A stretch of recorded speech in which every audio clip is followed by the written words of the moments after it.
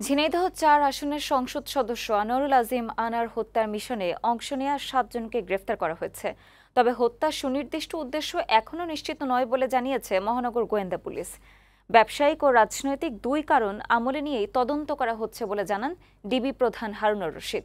সকালে DMP media সেন্টারের সংবাদ সম্মেলনে তিনি জানান, এমপি আনার হত্যার ঘটনায় বুধবার গ্রেফতার করা হয় ঘাতক দলের ২ জন ফয়সাল ও মুস্তাফিজকে।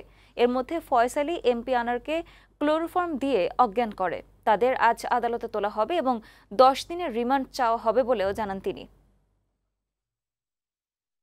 হত্যাকাণ্ডের যে কিলিং মিশন, এই কিলিং মিশনের ৭ জন দায়িত্ব পালন করেছেন।